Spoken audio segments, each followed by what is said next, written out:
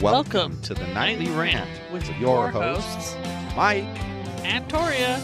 This is the show where we examine society from a sarcastic point of view. If you like insane conversations, this is definitely the show for you. Let's get into today's topic. YPN people, I don't know about you, but I love helping out a friend. That's why I want to shout out my friend Brian Little and his podcast, Your Favorite Blockhead. This is the only show that manages to weave together peanuts and MMA into one heck of an amazing podcast. You can find Your Favorite Blockhead wherever your favorite podcasts reside and at yourfavoriteblockhead.com. Do me a huge favor and listen to Brian's show. You'll be entertained and you'll help out a friend. Now, as I said, let's get into today's topic. So apparently, hypocrisy still reigns supreme in our country. We've been saying this for almost 3 years, I think. You know, back in 2016, the Democrats wanted to nominate a Supreme Court justice, and the Republicans had control of the Senate. So they said, no, we're not doing it. And they used as their excuse that it was the last year of Obama's term. And it was his second term, and it was his eighth year. So it was the last year he'd ever be president. You know, he's done after that. And this year, you know, Trump's probably going to lose. That's what by now you'll know. I mean, this is going to come out later. But, you know, Trump will probably lose. And so the Republicans kind of jammed through this nomination. And now the Democrats, who wanted to put forth a nomination in 2016, are saying you should not put forth the nomination in a president's final year of his term. That's hypocrisy. You can't have it both ways. Because they did the same thing 4 years ago. Yeah, you can't have it both ways. Well, it's just like all the drama about the Kavanaugh dude, and they scoured every inch of his history. Yet all this stuff comes out about Hunter Biden's laptop and nobody's scouring it at all. Yeah, it's just being buried. Right. Australia's news is talking about it more than here. Yeah. I mean, that's ridiculous. That's pretty messed up when another country's news is talking about it more than your own country. Yeah, but see, I feel like, you know, whatever your opinion is, your opinion is. You know, if you felt that it was okay to put through a Supreme Court nominee at the end of a president's term, then it should always be that, regardless of which side it was. And if you think that it's not okay, it should always be that way, no matter whose party is in power. Do you think a president should be able to put in a nominee? Yes, because the Constitution says that it's the president's job, and he is the president until he's not. And he's the president until what, like January 19th or something? Yeah. So he should be able to put in somebody until January 18th. Yeah. Cool. I mean, why not? I can't argue with that. I mean, it makes perfect sense. I mean, why not? If the president has the authority, who's the president? Right. There you go. It's all you got to ask. Consistency, man. That's the problem, and that's why we wind up with a world full of hypocrites, because nobody's consistent. You know, when it's in their favor, they're in favor of it, and when it's not in their favor, they're against it. And of course, then when the roles are reversed and the exact situation presents itself to the other side, they have the exact opposite reaction to it. Yeah. And that's just, in my way of thinking, that is just dead out wrong. But it's the same for every single politician out there. Yeah. Well, I mean, I hate to say it, but I mean, it's kind of synonymous, politician and liar. I mean. Right. It's why I would never again run for office. Just not a politician. Because you don't want to be synonymous with a liar? Yeah, I'm not a politician. I'm not going to go around and tell people what I think they want to hear. I'm going to tell them the truth. You'd be very refreshing as a politician. Well, you would think that people would want that, but they kind of laugh at you. Well, they say they want that, but then they never actually vote for that. They vote for the same old piece of shit liar. Crap. Vote for the same old crap. So we're watching the Dodgers play in the World Series right now. And that was pretty crazy. Another strikeout. Everybody looked pretty excited. Going to the bottom of the sixth. It's 1-0 Tampa. Close one. So this one, Miss Brie over here, seems to really be at her wit's end with that damn cone. And she's getting kind of stressed out by it. Well, and it's starting to make her angry. Like, when she has it on, she just sits there and is pissed off. And mopes. Yeah. And so I've been trying, like when I'm sitting down here with her, to let her have the cone off. And then my deal breaker is if she comes anywhere near that thing with her paw to scratch it. Yeah. I put it on right away. Just one time. That's it. Zero tolerance. And so far today, seems to have worked. And she seems to be grasping that, well, if I stay away from it, he won't put the cone back on. Well, it really does seem like that because now she only scratches it. Like, I haven't caught her scratching it in ages. She only seems to scratch it when nobody's around at all. Yeah, which is why, like when you went out to the mail, you put the cone on her. That's super smart because that's what she'll do. She's very well behaved when you're around, but when you're not, she kind of decides what she's going to do on her own. Yeah. It just is what it is with this dog. Yogi's more consistent in that way. If he's being belligerent, he's going to be belligerent. If he's being, respectful, he's going to be respectful. He doesn't switch it up. No pendulum. Well, he doesn't switch it up like, well, I'm going to be really good while you're here, but as soon as you leave, I'm going to do whatever the hell I want. That's what she does. He doesn't do that. She's getting better. He stays consistent. Well, yeah. She's done so much better, but she's growing up, Becoming a big adult dog. It's crazy, but she's, wow, a year and 4 months, almost a year and a half old now, this one. That's something. Yeah, but a year and a half on December 1st. This dog, I have to say, we don't talk as much about our animals as we used to, so I just want to say, like, this dog here has the sweetest personality. She...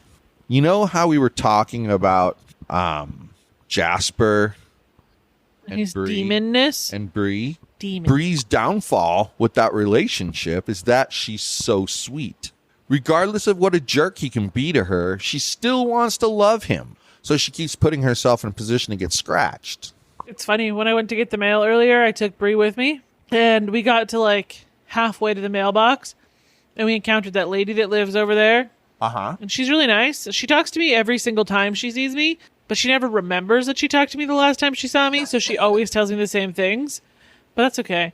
And then Brie was like doing her lungy thing, and the lady was like, "Is she friendly?" And I was like, "She's super friendly, but I warn you, if you pet her, she leads with her claws. Like, she jumps on people and leads with her claws." Yeah, that's something I wish we could gain a bit more control over, but I think that's going to calm down as she gets older. But she's just so excited that somebody's going to pay attention to her. But then the lady, nicely warned, bent down, pet her, and then Brie was like jumping on her and shrieking like she loves to do. And the lady was like, "You're so cute," and encouraged her. And so now Brie's going to jump on that lady every time she sees her. Oh. Yep. Maybe the lady likes that. She's told me before that she used to foster dogs and how much she loves dogs, but doesn't have any dogs right now because she's like busy with, apparently she's a horse. I don't know. It's actually smart when you think about it, what Cheryl does, because she names it Dachshunds and Friends. So it's very clear that it's not just dogs, but it attracts people who like dachshunds to come and look. Right. And even people who want to foster, they come and they want to look. And it's sort of, I think it's a cool approach because, yeah, they get a lot of wiener dogs, but they also get other kinds of dogs, but they help them all. I now think Chiweenie is the most popular type of dog at shelters because like, every second dog is a Chiwi. Well, come on. In the time that we were there, we had 2 of them. Yeah, Odie and Luke.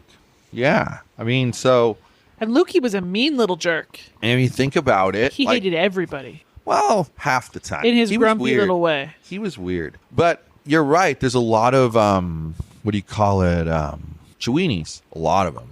Yeah. And I don't know why. I guess Chihuahuas and Dachshunds, they're doing their thing because they're the same size. I don't know. Interesting. You know how Brie is such a good dog? The fact that she can run up and sniff the pretty girl and like wrap herself around the pretty girl and the pretty girl doesn't even care and just like flicks her with her tail and yeah. Yeah, she doesn't get afraid of Brie. That's amazing thing. Our little zoo has changed dynamics quite a bit, wouldn't you say? They're bonding. Yeah. The chubby still doesn't like the jazz man. Pretty girl still doesn't like Jasper because he sees her getting attention and he has to jump up next to her. And then he bites her, and she doesn't appreciate it. You guys got to listen to the last episode, because in the last episode, we talked about how Jasper... He's trying to kill us all. He's trying to kill us all. And the only reason he doesn't is because he knows we feed him. Yeah, it's the food. If he could figure out a way to get fed, without needing us. He would do it in a heartbeat. He'd kill us. He would kill us. So just remember that if you hear we've been killed, it's the cat, Jasper. He needs to go to jail. Yeah. And he's looking at us right now. But that's the crazy thing, you know, the one cat with probably one of the coolest personalities in the house is Olive. And Olive kind of just like roams around and sort of seems like she does her thing. But yet, by the way other cats react to her, she's the boss. Yeah. Olive is the boss. She's in control of everything in the house, dogs included. She's the smartest one as well. By the way, she's the ruler of even the dogs.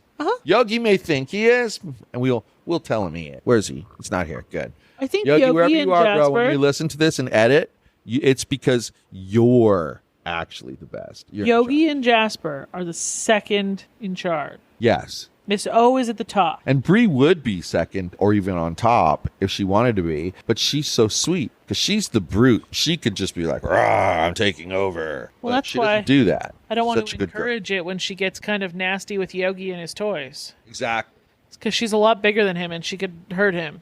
Without even meaning to. Right. Without even meaning to. She's like right now, she's just laying here chewing on the piece of the dragon or whatever that was that used to be there. Let's be real. She actually gathered up all of the toys on the floor, the piece of Effluent, the piece of Gator, and the half-eaten dragon, and she's just taken all of them away from Yogi. Yeah, it's not very nice. No, she's mean. It's okay. I'll take care of it later. But, you know, that is an interesting aspect, and it kind of brings us all the way back around because she would be mad if he did that. So she's being a hypocrite. She pesters him when he does that. Yeah, so she's being a hypocrite. Call the dog a hypocrite. Oh yeah, my gosh. She's a hypocrite. Bree, you are a hypocrite. Anyway, I think that you need to tell me your thoughts on the hypocrites, and then we can close this out. The hypocrites, they're everywhere. They've always been everywhere. And it goes right along with the thing you say about you can only count on people to do one thing, and that's be a selfish pile of crap. Think about themselves. Exactly. Yep. That's what I think. You picked a topic for tonight that we agree on 100%. Oh, that's interesting because you know what's interesting about it is that I should realize that that's the case because we don't talk about this topic very much because we rarely have come across situations where this aspect of the situation we disagreed on. We never have, actually. It's like, you'll deal with a hypocrite and you'll tell me about it and I'll just agree and laugh. Yeah. And then I'll tell you about a hypocrite and you'll just agree and laugh. So it never turns into so a conversation. after a while, it's like you don't even have to have a conversation about it because you know, okay, I know what their thought is on that. So that's why, I don't know, it's kind of interesting when the people are hypocritical because they twist things around so much. Oh, here we go. Dodgers making a battle for it. Wow. Mookie Betts. Double. I think on that note, do we painfully both agree with hypocrites? Or no, agree on the topic of hypocrites. Good night, everyone. Hasta la bye-bye, Tampa Bay. Thank you for listening to the Nightly Rant. If you enjoyed the show, please give us a 5-star rating on Apple Podcasts or Google Play. If you didn't enjoy the show, please just ignore that previous request for a rating. This has been a Yogi's Podcast Network production.